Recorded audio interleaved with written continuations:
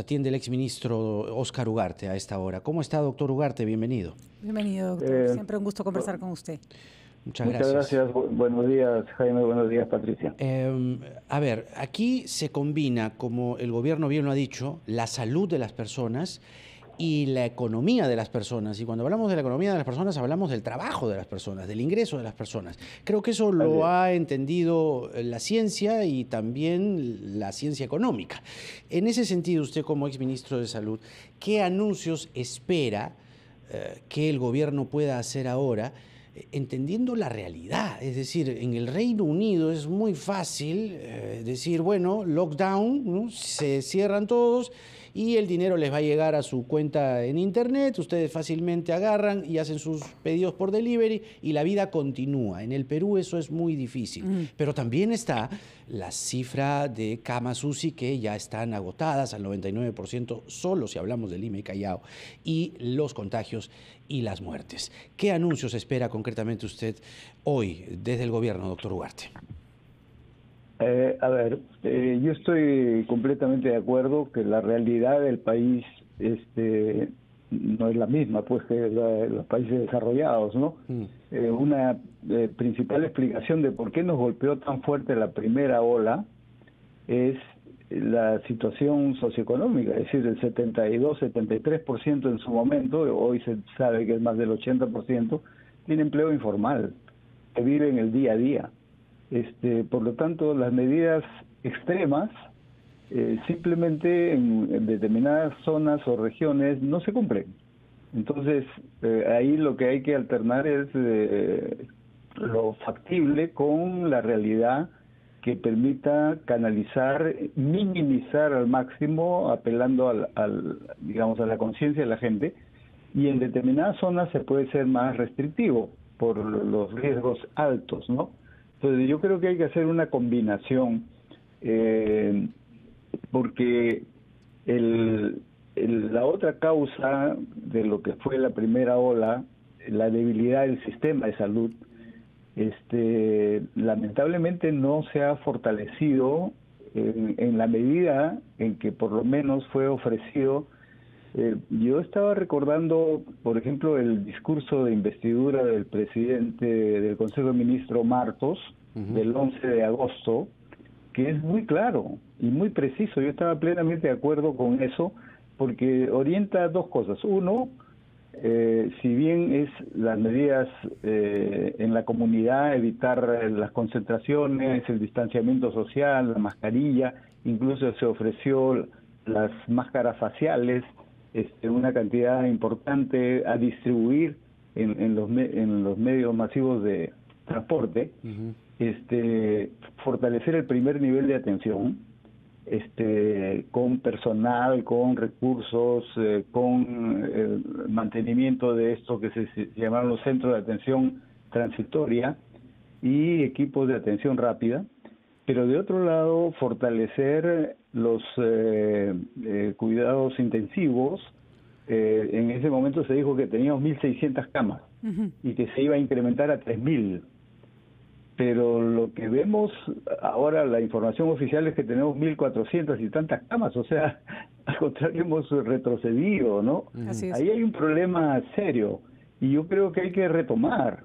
En mi opinión se retrocedió porque se frenó, digamos, el incremento del financiamiento que se venía haciendo y por otro tipo de criterios se restringió. Y creo que eso nos está pasando la factura ahora, ¿no? Entonces, pero creo que este es el momento de hacerlo. Incluso se terminaron los contratos con el personal que había sido contratado por modalidad CAS y hoy hay menos personal en el sistema de salud. Y quería preguntarle, doctor Ugarte, una cosa que está ocurriendo nuevamente es que los pacientes otra vez llegan a los hospitales con niveles de saturación de oxígeno muy bajos.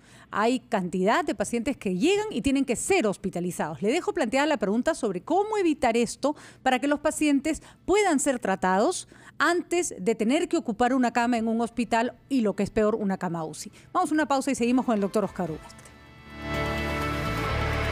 8 minutos estamos conversando con el doctor Óscar Ugarte, exministro de Salud, y le estamos haciendo una pregunta sobre la nueva ola del coronavirus que se nos viene, ya está acá, mejor dicho, y es cómo hacemos para evitar que se repita lo que pasó en la primera ola y que fue muy, muy demandante para el sistema de salud.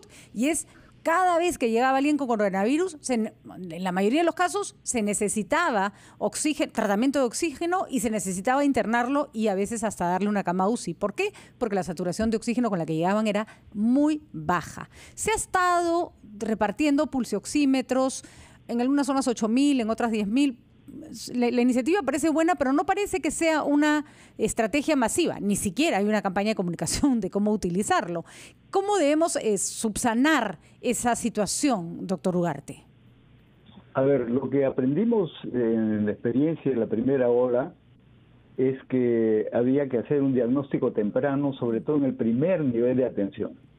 Hemos reconocido que fue un error, por ejemplo, cerrar esa consulta del primer nivel de atención.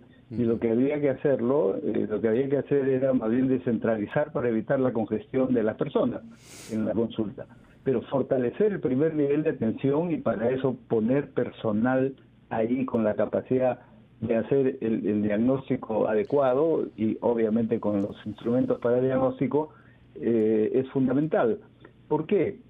Porque eso permitiría implementar y ampliar algo que fue exitoso en su momento, que es, en vez de decir, esta persona tiene los síntomas, etcétera, tiene que hacer aislamiento, pero en su casa, lo que fue un error, porque eso garantizó que todos en la casa se contagien, hacerlo en centros de aislamiento temporal, como aquí ha sido la Villa Panamericana, por ejemplo, y luego se implementó en varios sitios. Sobre todo, doctor, porque estamos copiando esquemas de sociedades con costumbres totalmente distintas. En otras sociedades, en una casa viven 2 personas, ¿no es cierto? 3. En el Perú tenemos domicilios donde viven a veces 2 o 3 familias, ¿no es cierto? Exacto, es lo frecuente, sí. Y la concentración, por lo tanto, impide que haya el distanciamiento social en la casa por las condiciones materiales y físicas.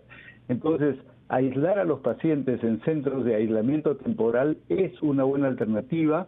Eso se empezó a hacer, en determinado momento se ha dejado de hacer también, creo yo, por problemas financieros. Hay que retomar rápidamente, porque esa es una medida que permite por lo menos minimizar la difusión del virus, la diseminación del virus.